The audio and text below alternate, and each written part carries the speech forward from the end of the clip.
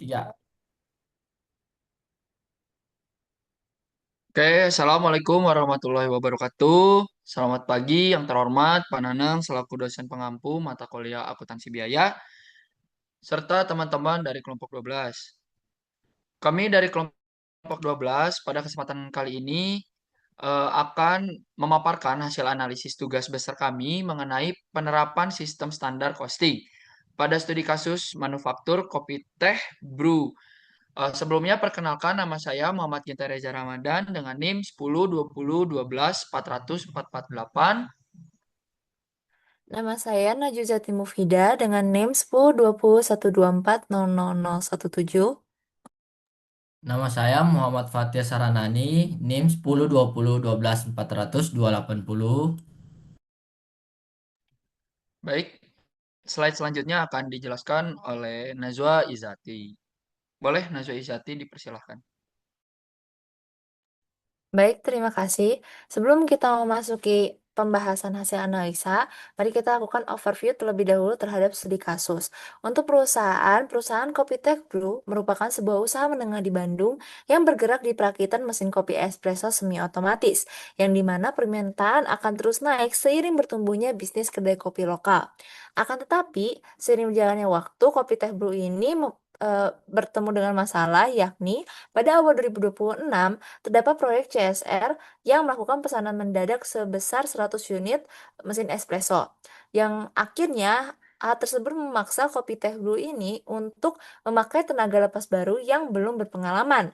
Seiring bertemunya masalah tersebut, perusahaan juga bertemu dengan kondisi yang tidak ideal, yakni AC rusak sehingga kenyamanan kerja menurun, lalu supervisor diganti di tengah-tengah produksi, lalu kurs rupiah yang melemah sehingga harga komponen impor melonjak, dan gudang tanpa sistem pencatatan sehingga stok sering menghilang.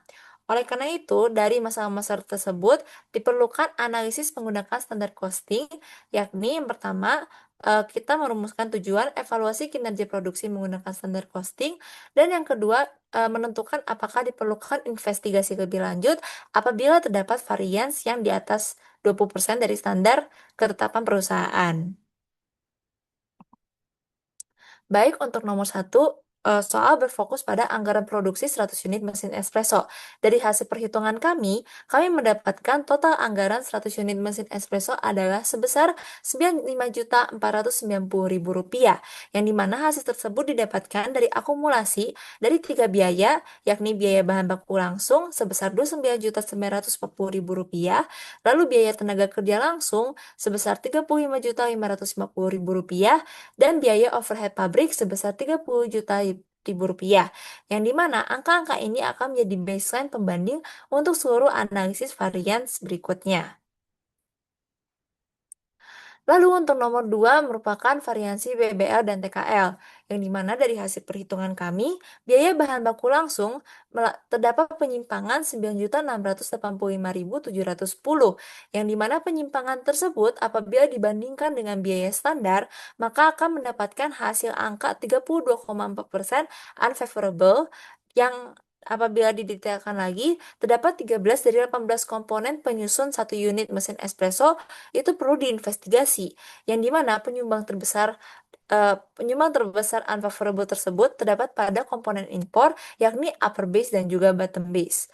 Lalu untuk biaya tenaga kerja langsung, itu terdapat penyimpangan sebesar 9.003.600, yang apabila dibandingkan dengan biaya standar, maka akan didapatkan hasil angka persentase 25,3% unfavorable, yang apabila didetailkan lagi, kita akan melihat terdapat pemborosan selisih efisiensi sebesar 8.816.400, yang dimana angka tersebut lebih dominan dibandingkan selisih tarif yang hanya 187.200.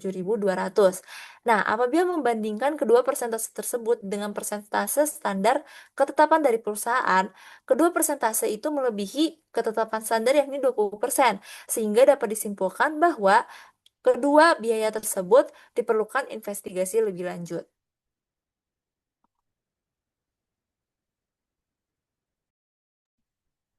Oke, selanjutnya pada komponen overhead pabrik, perusahaan mencatatkan total variansi yang tidak menguntungkan sebesar 3.382.000. di mana seluruh penyimpangan ini murni bersumber dari faktor operasional yang dapat dikendalikan oleh manajemen. Apabila ditelaah lebih mendalam, manajemen sesungguhnya telah berhasil melakukan efisiensi pada tarif belanja operasional eh, yang dibuktikan dengan nilai speeding variance yang favorable sebesar 338.000.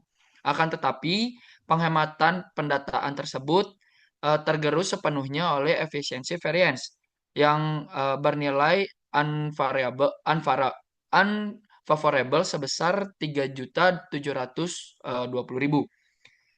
Eh, Sebagai akibat langsung dari pemborosan jam kerja aktual pekerja yang jauh melampaui batas standar. Sementara itu, volume volume variance tercatat sebesar 0 rupiah yang mengindikasikan bahwa target produksi 100 unit berhasil direalisasikan secara presisi tanpa adanya penyimpangan kapasitas. Boleh dilanjut, Fatir?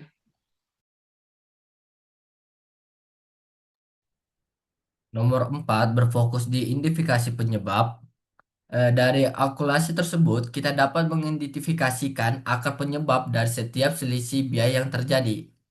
Di sini ada kurs yang melemah. Ini penyebabnya harga BBL impor yang naik. Terus ada gudang tanpa pencatatan. Ini penyebabnya kuantitas BBL yang boros. Terus ada tenaga baru, AC rusak dan ganti CPV. Ini penyebabnya adalah jam kerja TKL yang boros. Terus ada jam kerja yang boros itu penyebabnya adalah overhead boros. Terus ada manajemen hemat operasional. Terus ini penyebabnya speeding overhead variable. Jadi didepresiasikan nilai tukar rupiah berimplikasikan langsung pada pembengkakan variasi harga bahan baku impor. Terus ketindakan sistem pencatatan persediaan mengakibatkan hilangnya kontrol atas penggunaan kuantitas bahan baku, akumulasi dari perekrutan pekerja tanpa pengalaman, kerusakan fasilitas ruangan, terus ada pergantian supervisor secara langsung meredukasikan produktivitasnya. Terus hal ini yang bermula pada pembengkakan variasi efisiensi baik pada tenaga kerja maupun overhead pabrik. Next.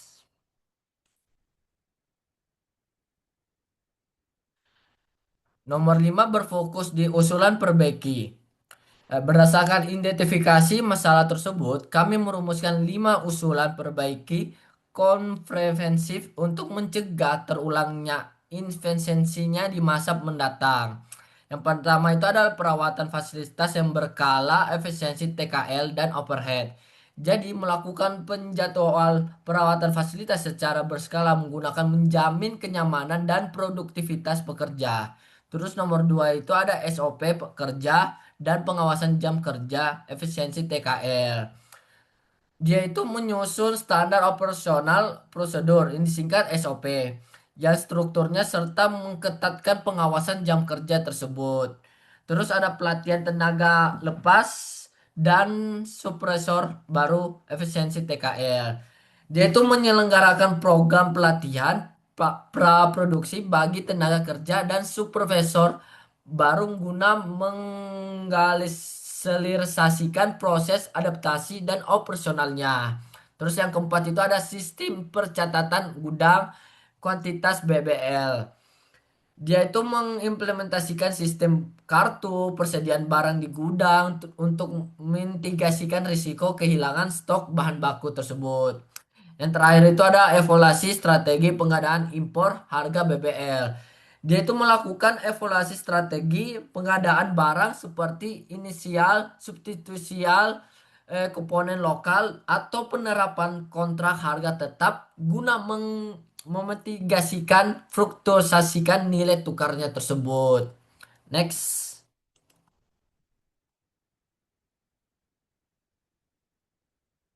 Jadi Kesimpulan akhirnya, proses pengerjaan pesanan 100 unit mesin espresso oleh Kopite Brew kali ini menunjukkan kinerja finansial yang sangat tidak efisiensi. Tiga komponen utama produksi menembus ambang batas toleransi variasi yang tetap ditetapkan oleh manajemennya, yakni sebesar 20%.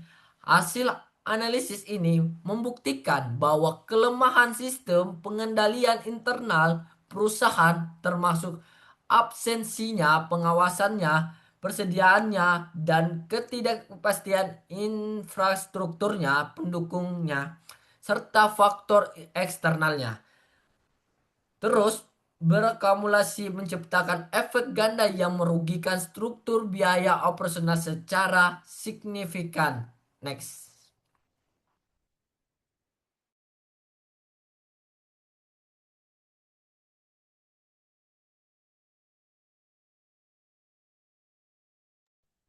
Demikian pemaparan dari kelompok 12. Analisis yang kami telah jabarkan menegaskan bahwa penerapan standar costing tidak sekadar berfungsi sebagai metode kalkulasi akuntansi, melainkan instrumen manajerial yang krusial untuk merumuskan perbaikan strategi perusahaan.